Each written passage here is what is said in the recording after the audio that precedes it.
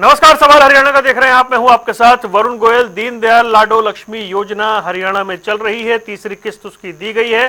तीसरी किस्त दिए जाने के बाद मुख्यमंत्री ने जानकारी दी कि योजना में कुछ बदलाव किया गया है। इसके तहत अब महिलाओं को 1100 रुपए मिलेंगे और 1000 रुपए उनकी एफडी या आरडी करवाई जाएगी। इस फैसले के कई मायने हो सकते हैं। एक तो ये कि महिलाओं के पास कुछ पैसा सेविंग्स के रूप में आए, क्योंकि जो पैसा आ रहा है उसको खर्च करने को लेकर भी कई तरह की बातें हो सकती है। वहीं दूसरी ओर कांग्रेस ने इसको लेकर सवाल खड़े किए हैं। भूपेंद्र सिंह हुड्डा नेता प्रतिपक्ष हैं, जिन्होंने बीजेपी पर सवाल उठाते हुए कहा कि वादे करके वोट लेती है बीजेपी और धीरे धीरे योजना को ये खत्म ही कर देंगे। इस तरह की बात वो कर रहे हैं। लाडो लक्ष्मी योजना की शुरुआत हुई, उसके बाद इसमें कुछ बदलाव हुए हैं। जब इसकी शुरुआत हुई थी तब 5 लाख से ऊपर जो लाभार्थी थे, लेकिन अब जब तीसरी किस्त गई है तो लाभार्थियों की संख्या बढ़कर 8,60,000 से ऊपर हो गई है। लेकिन जो कुछ बदलाव हो रहे हैं उसको लेकर लगातार विपक्ष सरकार पर निशाना साध रहा है। अब महिलाओं को 1100 मिलेंगे, 1000 रुपए की एफडी होगी, इसको लेकर भी सवाल उठाए जा रहे हैं। दोनों नेताओं ने क्या कुछ कहा, आपको सुनवाते हैं। योजना के तहत हमने कहा था कि जो पात्र महिलाओं को 2100 रुपए की आर्थिक सहायता दी जाती है, फरवरी 2026 से 1100 रुपए की राशि सीधे लाभार्थी के बचत बैंक खाते में जमा होगी और 1000 रुपए की राशि सरकार द्वारा संचालित आवर्ती जमा आरडी या सावधि जमा एफडी खाते में जमा की जाएगी। चुनाव से पहले कहा कि हम 18 साल से ऊपर जो महिला है 60 साल तक या जो पेंशन नहीं ले रही, उनको हम 2100 रुपये महीना देंगे। उसके हिसाब से बीपीएल जब लेने की बात थी, वोट लेने की बात थी इलेक्शन से पहले, तो सारा प्रदेश सबसे गरीब प्रदेश हो गया। 2,80,00,000 हरियाणा की जनसंख्या है, 2,13,00,000 बीपीएल डिक्लेयर कर दी। अब काट रहे हैं, अब लाखों 15 लाख काट दिए। और उसी प्रकार उस अगर लाडो लक्ष्मी में अगर वो पैमाना ले तो 85 लाख महिलाओं को 2100 रुपये देना चाहिए था। आते ही सरकार पैमाने बदलने लगे। कभी कहेंगे 1 लाख, कभी कहेंगे जो फर्स्ट क्लास लेंगे बच्चे स्कूल में उनको देंगे। तो मतलब ये करने की बात है, कोई भी इनका वायदा पूरा नहीं हुआ। हमारे साथ कई खास मेहमान जुड़ रहे हैं। रजत पंजेटा इंडियन नेशनल लोकदल का पक्ष रखने के लिए हमारे साथ हैं। प्रोफेसर विदु रावल भारतीय जनता पार्टी से हैं। ललित अरोड़ा जी कांग्रेस से हमारे साथ जुड़ गए हैं। आप सभी का बहुत बहुत स्वागत है। और चलिए चर्चा की शुरुआत करते हैं। ललित अरोड़ा जी, अभी हम सुन रहे थे पूर्व मुख्यमंत्री को भी, सरकार ये बता रही है कि हर किस्त के साथ दायरा बढ़ रहा है लाभार्थियों का, लेकिन अब ये 1000 रुपए एफडी में जाएंगे।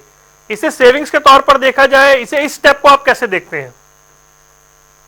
देखिए, सवाल यह है कि 2100 रुपए महीना वाला कंसेप्ट खत्म हो गया ना। इन्होंने कहा था हर माह एक मुश्त राशि देंगे, उसको यूनिलेटरली चेंज कर दिया। किस लिए? क्या 2100 रुपए की रकम कितनी बड़ी है जिसमें से 1100 नगद दे देंगे, 1000 रुपए आरडी में डाल देंगे, एक मुश्त की स्कीमें और भी हैं। सवाल यह है कि हम तो यहाँ, इन्होंने शुरू में कहा था 18 साल, मैं तो ये कहता हूं 15-16 साल से लेके और 23 साल तक का जो एज ग्रुप है, इसमें लगभग 19 लाख महिलाएं हैं। इसमें पात्र महिलाएं ज्यादा हैं क्योंकि इसी उम्र में ज्यादा पैसों की जरूरत होती है, ताकि वो अपने मर्जी के अनुसार कुछ ऐसी जरूरतें हैं जिनको वो छोटी मोटी मेडिसिन है, कोई मोबाइल रिचार्ज है, और भी बहुत से खर्चे होते हैं बच्चियों के, हमारी बेटियों के। वो गरीब परिवारों की लड़कियां हैं। वही हुड्डा जी जैसे कह रहे थे, पहले तो बीपीएल में सारा प्रदेश को बीपीएल बना दिया, फिर उसके बाद लोगों के नाम काटने शुरू कर दिए। योजना को विस्तृत दायरा देना चाहिए, ना कि आए महीने आप ये सोचें कि भाई कितने लोगों के नाम काट सकते हैं। फिर इसमें एक ऐप डेवलप किया इन्होंने, हर महीने लाइफ सर्टिफिकेट देना होगा। आप एक बात बताएं मुझे, पूरे हिंदुस्तान में बहुत सी पेंशन योजनाएं हैं, मैं भी एक पेंशन भोगी हूं। नवंबर के महीने में मैं अपना देता हूं लाइफ सर्टिफिकेट, वो किसी भी ऐप से दे सकते हैं। हर महीने मुझे ये सिद्ध करना है कि मैं जिंदा हूं या पात्र हूं या जो भी उसकी शर्तें हैं। तो ये क्या है, मजाक क्यों बना रहे हो? लोगों को दे रहे हो तो ग्रेसफुली दो ना। दूसरी बात, इससे तो हम चाहते हैं कि दायरा बढ़ाया जाए, जो 15-16 साल की एज से लेके जो एज ग्रुप वंचित है उसको दिया जाए, ये कम किए जा रहे हैं। तो एक तो इसकी बात 23 साल वाली से हम वैसे ही सेटिस्फाइड नहीं है। पहले इन्होंने कहा 1 लाख रुपए तक की इनकम हो, फिर 180 कर दिया, उसमें भी कई लोचे हैं। वो लोचे क्या है कि आपको क्या है कि जैसे किसी को दुर्लभ रोग है, वो है, उनको तो दे देंगे, लेकिन कुछ कंडीशनैलिटीज ऐसी हैं उनको नहीं देंगे। इन्होंने खुद कहा था, मेरे को याद है एक चुनावी चर्चा में, कि 22 लाख लोगों का कवरेज करेंगे। अभी क्या है, 8 लाख को कह रहे हैं, 8 लाख समथिंग, 8,63,000। योजना कोई बुरी नहीं है, मैं ये नहीं कर, लेकिन योजना का लाभ सभी को मिले, जो पात्र है उनको। अब ठीक है, आप चाहते हैं अमीरी क्रीमी लेयर को ना मिले, लेकिन बाकी सबको मिलना चाहिए। और एज ग्रुप के हिसाब से भी जो है छोटी उम्र के बच्चियों को भी मिलना चाहिए। 1 लाख वाली कंडीशन किस लिए? और इसके अलावा जो इन्होंने कहा कि 1,000 ये 2,000 उनके नॉमिनी को मिल जाएंगे, उनको अपने जीवन में पैसा चाहिए। नॉमिनी वाली वो मृत्यु वाली बातों कुछ करने की जरूरत नहीं है यहाँ पे। देखिए, इसमें इन्होंने और भी कहा कि एक वो निपुण स्कीम में अगर वो इतने नंबर आ जाएंगे तो देंगे, 1 से 4 तक प्रवीणता हो जाएगी, वो मैथमेटिकली अर्थमेटिकली वो काम कर पाएंगे। तो ये सारी चीजें जो है, FLN का नाम बीच में फंक्शनल लिटरेसी को ले आए। ये क्या ये मतलब ये हुआ ना कि भाई आप उन लोगों को नहीं लाना चाहते, कोई फर्स्ट क्लास लेगा। फर्स्ट क्लास का और गरीबी का कोई लिंक नहीं है, क्योंकि आपने आर्थिक दृष्टि से कमजोर बच्चियों को और महिलाओं को मदद करनी है। दूसरी स्टेट में शादी हो जाएगी, अरे भाई शादीशुदा हो या कुछ अपनी स्टेट में रह रही है, उसको मिलना चाहिए। क्या वो जो 15 साल वाली क्लास है किस लिए लगा दी गई है? पहले दिसंबर में बदलाव किया, फिर जनवरी में किया, ठीक है ना। तो ये जो 1,80,000 वाली है, इसमें भी वो किसको है जो 10वीं 12वीं में 80% से अधिक नंबर लाते हैं। ये चीजें ये हमें एक्सेप्टेबल नहीं है, सबको दायरा बढ़ाओ। ओके सर, मैं आपके पास लौटता हूं। रजत पंजेटा, ये अभी हम सुन रहे हैं जिस तरीके से अरोड़ा जी बता रहे हैं, वो खुद बैंकर भी हैं। क्या FD में डालना कुछ रकम ये गलत है? क्या ये एक सेविंग का स्वरूप नहीं है क्या? मतलब अगर कुछ रकम FD में शिफ्ट की गई है तो इसके नुकसान क्या है? FD का एक्सेस किसके पास है? FD का एक्सेस सरकार के पास रहेगा या FD का एक्सेस उस लाभार्थी के पास रहेगा? अच्छा, इस पे डाउट है? नहीं, ये तो सीधा ही अभी तो सरकार ने इसके ऊपर क्लियर नहीं किया कि सरकार वो अपने पास रखेगी, क्योंकि 2 अकाउंट की तो जरूरत नहीं है। जब आप दे ही रहे हैं जिसको अकाउंट के अंदर, अगर DBT के माध्यम से दे रहे हैं, तो आप उसी सेम खाते में कोई अगर आपका एक बैंक में अकाउंट है, आप FD में जितना मर्जी डालिए, वो आपकी मर्जी है। आपने उसमें RD करानी है, कुछ कराना है, वो आप पे छूट है, लेकिन इस पैसे के ऊपर तो सरकार का हक है और सरकार इसके ऊपर ब्याज भी कमा सकती है। वो ब्याज अपने पास रख सकती है, उस व्यक्ति को ब्याज मिलेगा, उस लाभार्थी को ब्याज मिलेगा या नहीं मिलेगा, और ये कितनी लंबी तक चलेगी। उसके बाद क्या पता सरकार ही कहते हैं हम सारे के सारे पैसे FD में डाल रहे हैं। अभी तो कुछ सरकार जो बोलती है उसके ऊपर पूर्ण रूप से आप यकीन कैसे कर सकते हैं? अभी इन्होंने कहा है कि हम तो चर्चा कर पहले कह रहे थे 3 महीने तक चलेगा, उसके बाद 3 महीने के बाद कहा कि हम देंगे। उसके बाद अब ये कह रहे हैं कि अब हम इतने पैसे 1000 देंगे, 1100 इसमें डालेंगे। तो ये तो वही बात होगी जैसे बिहार में कहने के बाद भी वो बंद कर दी इसकी। महाराष्ट्र के अंदर भी ऐसे लाभार्थियों को हटाया था, MP में भी हटाया गया था। तो पहले ठीक है, आपने 1 लाख रुपए का रखा था, उस समय जब 1 लाख था, आपके 5,62,000 महिलाओं को इन्होंने लाभ देने का काम किया। अब जब 180 किया है, वो BPL वाला स्टैंडर्ड कर दिया इन्होंने, उसके बाद अब ये कोई 8 लाख के आसपास का 8,63,000 8,63,000 का आंकड़ा दिया गया है। तो ये आप ये भी तो देखिए कितना इलेक्शन से पहले ये कैसे वोटर के मूड को प्रभावित करता है। जब आप अपने इलेक्शन मैनिफेस्टो के अंदर एक संकल्प पत्र इशू करते हैं, उसमें आप कहते हैं कि आप सभी महिलाओं को देंगे, 60 वर्ष तक की, 18 से 60 वर्ष तक की। उसके बाद आपने पैमाने लगा दिए, बीपीएल वाला भी नहीं रखा आपने, तो पहले 1 लाख रुपए रख दिया था सालाना। उसके बाद फिर आपने 8 लाख उसको किया, बीपीएल 180 किया। तो ये तो देखिए, अब आप अक्टूबर में 2024 में जब सरकार बनी थी तब आंकड़ा दिया गया था कि 2,80,000 में से 2,11,000 जो है वो गरीबी रेखा से नीचे है। और दिसंबर के महीने में इन्होंने 4.25 लाख और ऐड किए, यानी वो 2,15,25,000 का आंकड़ा है। वो तो सरकारी, वो तो खुद इन्होंने, सैनी जी ने मुख्यमंत्री बनने के बाद प्रस्तुत किया था। ऐसे ही 52 लाख इनके बीपीएल के परिवार थे 2024 इलेक्शन से पहले। उसके बाद काटने शुरू कर दिए इन्होंने। अभी हाल ही में जो पिछले अखबार में आंकड़ा आया था 13,46,000, फिर उसमें इन्होंने बीपीएल के कार्ड काटे। तो उस समय तो आप फायदा उठा गए। जैसे आप बिहार में भी सीधा सीधा है कि इलेक्शन से पहले अगर हरियाणा में अपॉइंटमेंट्स के ऊपर रोक है, हर चीज के ऊपर, कि जिससे वोटर को प्रभावित किया जा सकता है, तो सीधा सीधा वोटर को प्रभावित करने के लिए। ठीक है, अब जवाब एक बार लेते हैं प्रोफेसर विधु रावल। भाई, ये चुनाव के बाद टर्म कंडीशन बदलाव और हर थोड़े दिन में लाडो लक्ष्मी योजना में बदलाव हो रहे हैं।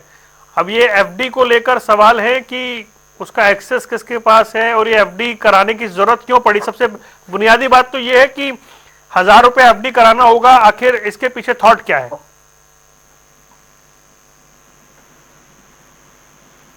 जी प्रोफेसर रावल, सुन पा रहे हैं मुझे? क्या मेरी आवाज आ रही है? जी, आवाज मिल रही है। क्या फ्रेम भी आ रहा है आपके पास? जी, अभी तो फ्रेम नहीं है, अभी तो तस्वीर आपकी दिख रही है। और सवाल यही है मेरा कि 1,000 रुपए की एफडी कराने की जरूरत क्यों पड़ी? देखिए, भारतीय जनता पार्टी जो कहती है वो पूरा करती है, और इसी का एक बड़ा उदाहरण है कि लाडो लक्ष्मी योजना जो है, हमारे चुनाव जीतने के माननीय मुख्यमंत्री जी के शपथ लेने के 1 साल के भीतर हमने लागू भी कर दिया। हमारे पड़ोस के राज्य जो हैं वो 3-3, 4-4 साल हो चुके हैं वहां चुनाव हुए, लेकिन इसके बावजूद भी हम देखते हैं कि हिमाचल के अंदर इंदिरा गांधी प्यारी बहना योजना को वो प्यार नहीं मिल पाया। वहां पर तो खैर इतनी बुरी स्थिति हो गई कि वो अपने कर्मचारियों को तनख्वाह ही नहीं दे पा रहे हैं। इतना भ्रष्टाचार, इतने जो है गर्दी वहां पर फैला दी। लेकिन खैर, हमसे वही लोग, उसी पार्टी के, उसी कुनबे के लोग यहाँ पर हरियाणा में हमसे सवाल पूछने की भी हिम्मत कर लेते हैं। देखिए कितनी बड़ी बात है। और शायद इसीलिए ही लोकतंत्र इतना विशाल है, इतना विराट है कि खुद अपराधी जो होते हैं वो दूसरों से जो है प्रमाण मानने लगते हैं। देखिए, भारतीय जनता पार्टी ने वादा किया था कि हम 18 वर्ष से अधिक की जो महिलाएं हैं उनको हम लाडो लक्ष्मी योजना का लाभ देने वाले हैं। और उसको हम फेज करके, पहले फेज में जैसा आपने बताया कि 8,63,539 जो है महिलाओं को पहले फेज में जो है हमने चयनित किया है। उसके लिए पहले फेज में जो कंडीशन लगाई गई थी वो 23 साल से ज्यादा की हो और 1,80,000 से कम जिनकी इनकम हो, यानी कि सबसे पहला लाभ जो है लक्षित लाभ मिले। आपका सवाल सीधा सीधा सा है कि एफडी की आवश्यकता क्यों पड़ी? आवश्यकता नहीं है, आवश्यकता बनाई गई किस प्रकार से ये पैसा जो है किसी प्रकार से गलत हाथों में ना जाए और महिलाओं के पास ही रहे ये पैसा, कोई ले उड़े ना, ऐसा स्थिति ना बना ले। तो उस कारण से महिलाओं को पास ये शक्ति रहे कि वो अपने पैसे को का सदुपयोग कर पाए। और इस पैसे से जो हमारे विपक्षी साथी कहते थे कि मतलब 2100 से क्या हो जाएगा, 2100 से हमारी महिलाएं जो है आत्मनिर्भर कैसे हो जाएंगी, स्वावलंबी कैसे हो जाएंगी। तो अब जो है ये एफडी जो प्रत्येक वर्ष जो है, माफी चाहूंगा आरडी बोलेंगे इसको तो हम, जो कि प्रत्येक महीना जो है वो महीना दर महीना जो है 1,000 रुपए जोड़ते जोड़ते जोड़ते जोड़ते जब ये इतना सब्सटेंशियल अमाउंट हो जाए जिसको वो किसी अपने बेहतर उपयोग में ला पाए, मसलन कि कहीं पर उनकी जो आवश्यकताएं हैं उनको पूरा करने के लिए हो, और चाहे तो उनके लिए रोजगार सृजन का काम हो, चाहे वो रोजगार करता होने के साथ साथ रोजगार देने वाली बन जाए, स्वावलंबी हो जाए, तो कुछ ना कुछ उनके बेहतरी के लिए हो। ये बड़ा मुझे अजीब सा सवाल लगा हमारे साथी का। वैसे आमतौर पर बड़े सुलझे हुए व्यक्ति हैं रजत पंडेता जी, लेकिन उनका ये पूछना कि ये एफडी किसके खाते में होगी, इसका इंटरेस्ट किसका होगा, निश्चित तौर पर महिलाओं का होगा। इनका प्रत्येक पैसा जो है ये इसका चाहे इंटरेस्ट हो, चाहे पैसा हो, प्रिंसिपल हो, ये सब जो है हमारी महिलाओं को, हमारी बहनों को, हमारी माताओं को मिलने वाला है। ये पूछने की आवश्यकता ही नहीं थी। मुझे लगा कि कोई और कुछ महत्वपूर्ण चीज पूछ लेंगे रजत पंजेता जी। मैं बड़ा हैरान हुआ कि रजत पंजेता जी जैसा व्यक्ति अगर ऐसी ऐसी बातें पूछने लगेगा, मुझे लगा उन्होंने शायद जो है कोई तंज कसा होगा। शायद उन्होंने, मुझे नहीं लगता कि उनके मन में ये सवाल उठा होगा, तंज के तौर पर उन्होंने शायद ये सवाल पूछा होगा। चलिए ठीक है। अरोड़ा जी, ये बताया जा रहा है कि भाई पैसा सुरक्षित रहे महिलाओं का, ये भाव रखा गया है, और इस भाव से कि भाई वो पैसा आ रहा है और घर में घर का मुखिया है या कोई है, वो आते वो पैसा उससे लेके खर्च कर रहा है, इस भाव से ये एफडी का जो है आइडिया वो आया है। नहीं, ये तो बिल्कुल ही लचर बात है। कोई लाफ्टर चैलेंज चल रहा है यहाँ पे। मैं ये कह रहा हूं कि 21 रुपए तो कुल दे रहे हो ना, उस बेटी की या उस बच्ची की अपनी चॉइस है, वो उसको फिक्स करे ना करे ना, वो अपने कंजम्पशन पे यूज करती है या सेविंग करती है। आप फोर्स सेविंग स्कीम थोड़ी लेके आए हो। आपने कहा लाडो लक्ष्मी योजना, लाडो लक्ष्मी योजना का जो अधिकार है उस बच्ची का जिसको मिलनी है, उसका विवेक पे क्यों नहीं छोड़ देते? आप ये कह रहे हैं कि 23 साल की बच्ची को समझ नहीं होती कि मुझे पैसे कहाँ और मेरे से उससे कोई ले लेगा, ले तो फिर 1100 भी लेगा कोई। ये लचर तरक है। आप 21 रुपए डायरेक्ट उनके अकाउंट में डालिए। ये ड्यूबियस काम कर दिया कि उसका एक एफडी अकाउंट और खुलेगा, आरडी अकाउंट खुलेगा मैच्योरिटी पे। भाई क्यों? 21 रुपए बहुत बड़ी रकम नहीं है। हम इससे, हमारी पार्टी इससे सहमत नहीं है। उनके 21 रुपए उनके खाते में जाएं, और इसको वाइडर कवरेज क्यों नहीं दे रहे? 18 साल का इलेक्शन में वादा कर दिया, या अब 23 साल कर दिया, या 5 साल का गैप क्यों कर दिया? क्योंकि कम पैसे देने पड़ेंगे ऑब्वियसली। तो ये जो सही है, वो कह रहे हैं स्टेप बाय स्टेप है, तो पहले चरण में हमने उनको रखा है। अरे भाई, स्टेप स्कीम में लिखा था कि स्टेप बाय स्टेप देंगे इन्होंने। अरे भाई, बीच में ही आपकी फिर एक सेकंड पार्टी है क्या? नहीं, रुकिए कर्नाटका में भी तो एक सेकंड अरे रुकिए अच्छा रुकिए, एक सेकंड 4 साल हो गए, 4 साल हो गए और बेशर्मी से आप इन्हीं से डिबेट कर लो। एक सेकंड रुकिए प्रोफेसर रावत, रुकिए। मैंने एक सवाल पूछा, जवाब आ जाए, फिर आपका वाला सवाल मैं पूछ लूंगा। आपका सवाल मैं पूछ लूंगा, एक मिनट बात पूरी कर लें। हाँ जी बोलिए अरोड़ा साहब। इन्होंने, मैं ये कह रहा हूं, पहले तो इन्होंने 5 साल वाला ग्रुप ही वंचित कर दिया। क्यों कर दिया भाई? किसी ने जेब से देने हैं क्या? सरकार दे रही है, टैक्स पेयर की मनी से दे रही है, ठीक है। दूसरी चीज, आप ये डिसाइड करने वाले कौन हो कि 1000 रुपए हम नहीं देंगे, एफडी को बच्चे खुद करे। आप 2100 रुपए में से कल को आप कह दोगे 1500 रुपए की एफडी करा देंगे या आरडी करा देंगे। ये कोई तरीका नहीं है। उसको अपने पैसे अपने आप खर्च करने का अधिकार होना चाहिए। ये उनके विवेक पे छोड़ दो ना, कैसे खर्च करते हैं। आप ये कहते हैं उनके पेरेंट्स ले लेंगे, यानी आप ये सोच रहे हो परिवार का मुखिया ले लेगा, मतलब आप उनपे भी एक शंका जाहिर कर रहे हो। ये कौन सा तरीका हुआ? हरियाणा के निवासी हैं जो लोग, और जो उनके माँ बाप हैं वो ले लेंगे तो वो ले लें।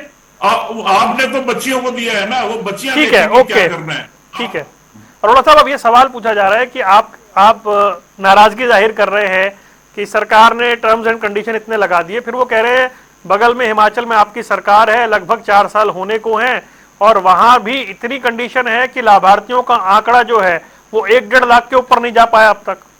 मेरे को अगर पहले बताया होता तो नहीं, वो 44,000 एक फिगर देख रहा हूँ, 44,000 था लास्ट, अपडेट हो जाएगा मैं बताता हूँ। आप स्कीम इम्प्लीमेंटेशन पे हिमाचल का आंकड़ा दीजिए, राजस्थान का भी आंकड़ा दीजिए। राजस्थान में भी लाडली बहन 7 इंस्टॉलमेंट में उन्होंने देना होता है 21 साल की उम्र तक। इससे भी बेहतर स्कीम है वो। स्कीमें बहुत हैं, हर स्टेट में है। सवाल ये है कि ये जो हरियाणा है इसमें कैसे करना है, बात तो ये हो रही है। और बीच में मुफ्तापुरम बातें करने की क्या जरूरत है? अब मेरी बात सुनी जाए, फजूल की बात सवाल मुझसे कर रहे हो, तकलीफ उनको हो रही है। मैं कितनी तकलीफ है, सारी डिबेट में तकलीफ में बैठते हो। ओके एक सेकंड, ठीक है, एक सेकंड एक लास्ट सवाल, 22 लाख, एक सेकंड सर जी, हाँ वो एक सेकंड चाहिए, ऐसे बात नहीं बनेगी ना वो। जी, हिमाचल प्रदेश में भी आपने, जब हिमाचल का चुनाव हो रहा था मैं गया था, आपने भी कहा था कि हर महिला को देंगे, लेकिन वहां पर बाद में इतनी सारी शर्तें लगा दी गई कि वो फिगर बहुत नीचे रह गया है घटकर, वो 1 लाख भी नहीं पहुंच पाया। तो राजस्थान का एग्जाम्पल भी ले लो, बहुत बढ़िया है वो भी जी। राजस्थान का उदाहरण ले लो, 21 साल तक ये वो तो, और 7 किस्तों में है, आखिर तक अलग अलग ओकेजन पे रकम। चलिए, कुल मिलाकर बात यह है कि राज्यों में जो सरकारें हैं वो, जब वादा करती हैं लेकिन वो मूल स्वरूप में आता है तो उसकी परिस्थितियां बदल जाती हैं। ये ना कहो ना कि वो लड़की खुद पैसे नहीं संभाल पाएगी, उसके पेरेंट ना मिस यूज कर ले। ये कौन सा लचर तर्क देने की जरूरत है तो भाई? उसमें किस लिए? पेरेंट्स का, वो तो 60 साल तक की बात है ना, उसमें तो हस्बैंड भी आ गया ना। पेरेंट्स पे संदेह क्यों कर रहे हो? 23 साल लड़की समझदार होती है भाई। ठीक है, रजत पंजेटा भाई, वो ये वाला शंका तो मत रखिए कि एक्सेस किसके पास रहेगा। वो पैसा लड़की या महिला जो भी लाभार्थी है, जो भी बेनिफिशियरी है, उसी के पास जाएगा, एफडी के रूप में या आरडी के रूप में। देखिए, निश्चित तौर पे वरुण जी तंज था ये, और वो क्यों था वो भी मैं बता देता हूँ आपको। मैंने सीधा सीधा बड़ा सिंपल वे में कहा था। चलो मैं आपको इस तरीके से समझाने की कोशिश करता हूँ। जैसे बुढ़ापा पेंशन स्वर्गीयता देवीलाल ने शुरू करी, आधार था बुढ़ापा पेंशन, मतलब जो कोई बूढ़ा हो जाएगा तो बुढ़ापे के साथ साथ उसकी पेंशन स्टार्ट हो जाएगी। अब भाजपा ने उसके साथ पीपीपी और आय और ये पता नहीं क्या क्या चीजें जोड़नी शुरू कर दी। अब कहीं तो लोग खबरें सुनते हैं कि ओल्ड एज होम में छोड़ आते हैं, इतनी संपत्ति होती है माँ बाप को, फिर भी उनको छोड़ा जाता है ओल्ड एज होम। तो बुढ़ापे में सम्मान की पेंशन थी, इसीलिए बुढ़ापा सम्मान पेंशन थी वो। और अब ये क्या है, मैं भी आपको थोड़ा सिंपल करके बता देता हूँ। आधे पैसे मिलेंगे, 1000 बाइफिकेशन कर दी इन्होंने कि 1000 एक जगह रहेंगे, 11 एक जगह रहेंगे, 1100 एक जगह रहेंगे, बस दिए जाएंगे इतने। और सरकार जो है, एक्सेस किसके पास रहेगा? पहला ही प्रश्न ये था, इसके इतना मुश्किल नहीं था समझना इसमें। इसका एक्सेस सरकार के पास रहेगा, ये पैसा सरकार के पास रहेगा।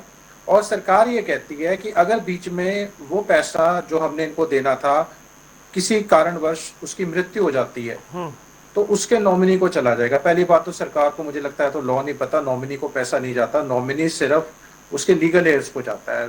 नॉमिनी को पैसा, अगर आज भी आपको कुछ हो जाए, खुदा ना खास्ता, मुझे कुछ ना हो जाए, अगर मुझे कुछ ना हो जाए तो वो पैसा, अगर मेरा कोई नॉमिनी मैंने बनाया भी है तो वो ये मतलब नहीं है वो पैसा मेरा हो गया। लॉ कहता है उसके लीगल एयर्स को जाएगा वो पैसा।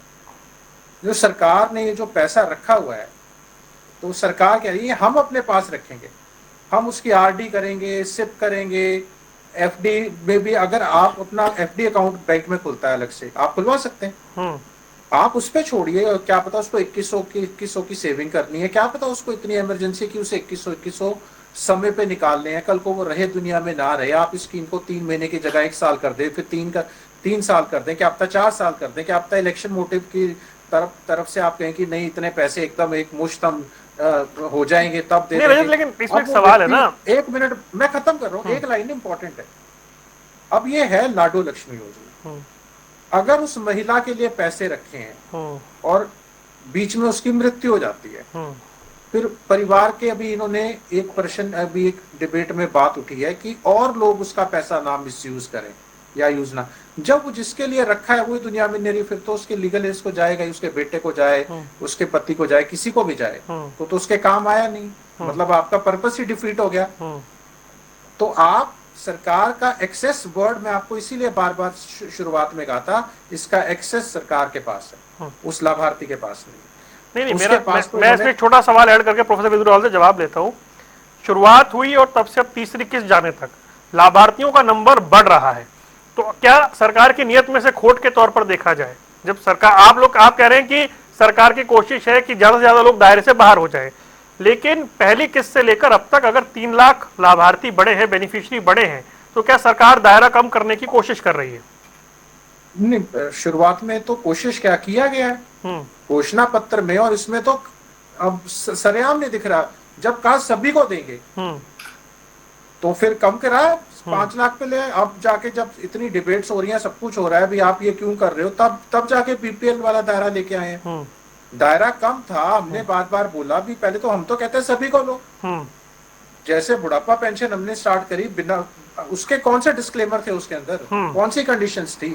ये टर्म्स एंड कंडीशन आपने तब क्यों नहीं कहा कि ये घोषणा पत्र है, ये लाडो लक्ष्मी योजना, टर्म्स एंड कंडीशन अप्लाई। ठीक है, ओके। प्रोफेसर विद्रोवाल, उसके नीचे आपने वो स्टार नहीं लगाया था कि टर्म्स एंड कंडीशन अप्लाई। देखिए, गलत कह रहे हैं, ऐसा नहीं लगी है। ये कुल मिलाकर महिलाओं के भले के लिए, महिलाएं इसका कुछ अच्छा उपयोग कर पाए।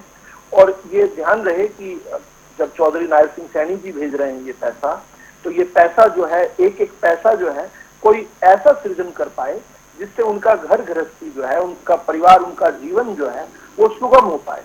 बेसिक आइडिया यही है, कोई टर्म और कंडीशन नहीं है। जो कहा है वो करेंगे, जो कहा है उसको पूरा करने वाली केवल मात्र एक पार्टी है, भारतीय जनता पार्टी। दूसरों की बात अगर करने लगूंगा तो डिबेट आपकी उखाड़ देंगे ये लोग। ये देख रहे हैं, अगर मैं कंडेले की बात करूंगा, अगर मैं बिजली के इनके वादे याद करवाने लगूंगा तो शायद नहीं सुन पाएंगे। अगर मैं वादे इनके ये गैस टीचर्स वाले जो कांग्रेस के वादे हैं वो याद करवाने लगूंगा तो नहीं सुन पाएंगे डिबेट को। लेकिन बड़ी बात यह है कि किस प्रकार से झूठ फैलाया जाता है, उसका एक बड़ा उदाहरण हमने अभी अभी थोड़ी देर पहले देखा। इन्होंने कहा कि हमने चौधरी देवीलाल जी ने बुढ़ापा सम्मान योजना शुरू की थी। बिल्कुल ठीक किया है, चौधरी देवीलाल जी मेरे आदर्श हैं, मेरी तो बैठक में उनकी आज भी तस्वीर है। लेकिन उन्होंने कहा कि भाजपा ने लाकर इसमें पीपीपी और ना जाने पता नहीं कितने अड़ंगे अड़ा दिए। अब मैं आपको एक आंकड़ा देता हूं वरुण जी, सितंबर 2014 में जितने लाभार्थियों को बुढ़ापा सम्मान योजना के तहत पेंशन मिली, यानी बुढ़ापा पेंशन जिसको हरियाणा में मिली थी, वो फिगर है 8,39,536।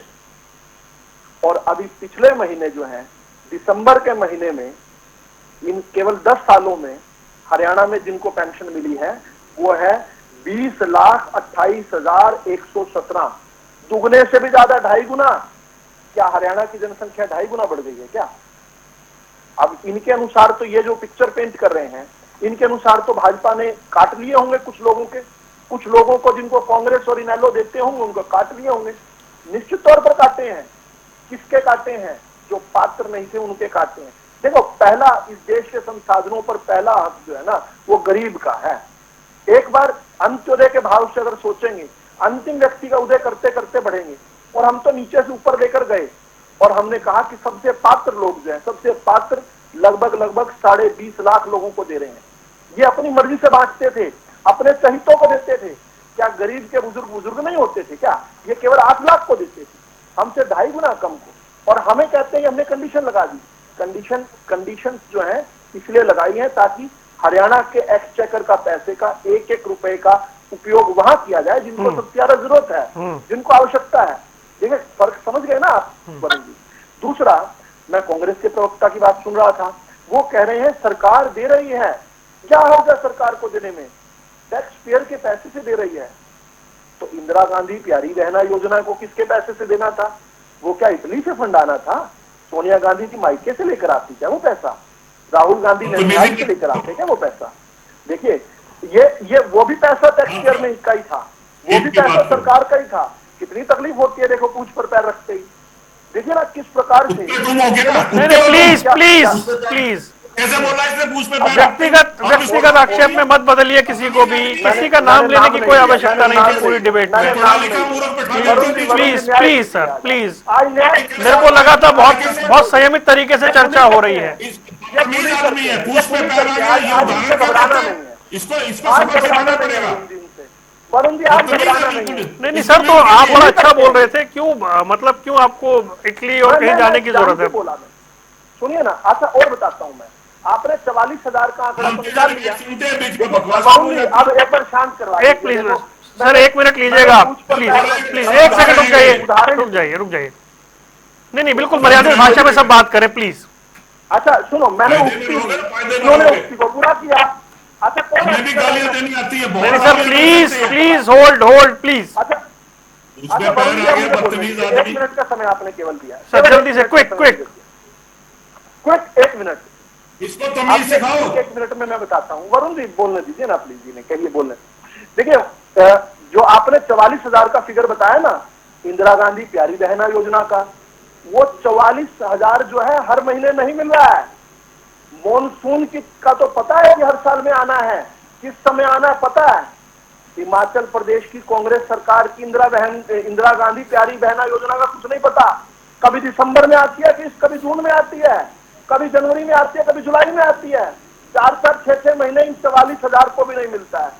खुद मियां फजीयत औरों को नसीहत। चलिए सर, समय हुड्डा बना के आए थे ना। ठीक है, बोले 1 मिनट दिया था आपने भी, 20 सेकंड पड़े मेरे। देखिए, मैं हिसाब का बहुत पक्का हूँ। हुड्डा बनवा के आए थे ना, प्लीज समय हो गया है मेरे पास। वरुण जी 5 सेकंड दे दीजिए। भूपेंद्र हुड्डा बनवाकर आए थे ना सरकार, हिमाचल प्रदेश में पर्यवेक्षक बनकर गए थे। अरे भैया अपने साथियों को सिखाओ, उनको बताओ कि हरियाणा के अंदर हमसे विधु रावल सवाल पूछता है, हम कम से कम हिमाचल में ठीक करेंगे, मॉडल बनाएंगे, तभी तो हरियाणा में सवाल पूछेंगे। ठीक है, नहीं तो चलिए। मियां फजीयत औरों को नसीहत। ओके, तो लाडो लक्ष्मी योजना का भविष्य क्या है, ये बड़ा सवाल है और ये बदलाव को लेकर बातें हो रही है। अरोड़ा साहब, समय हो गया है, लेकिन आप जल्दी से एक रिएक्शन प्लीज जल्दी से दे दीजिए। मैं ये कह रहा हूँ, किसी से पूछा इन जैसे व्यक्ति से कि रोते क्यों, बोला मेरी शक्ल ही ऐसी है जी, क्या करे। नहीं ठीक है, देखिए व्यक्तिगत ऐसा है, ये 3 चीजें हुई हैं जो मैं 3 चीजें आपके सामने दोबारा व्यक्तिगत लाना आक्षेप चाह रहा नहीं हूं। सर, ऊपर पैर रख दिया, व्यक्तिगत आक्षेप। और कितनी देर तक चिल्लाते रहे, ये जो पेंशन स्कीम है, इसकी माइक पेमेंट क्यों करी? ओके, रुक जाइए सर, नहीं प्लीज, बहुत अच्छी चर्चा चल रही थी, अंत में इसको इतने कड़वाहट वाले नोट पर खत्म मत कीजिए प्लीज प्लीज। तो कुल मिलाकर बात यह कि लाडो लक्ष्मी योजना में बदलाव हुए हैं। अभी जो लाभार्थी हैं उनका रिएक्शन, उनकी प्रतिक्रिया क्या है, ये समझनी होगी, उसके बाद इस पर आगे चर्चा करेंगे। आप तीनों मेहमानों का जुड़ने के लिए बहुत बहुत शुक्रिया। सवाल हरियाणा का देख रहे थे आप, दीजिए इजाजत, नमस्कार।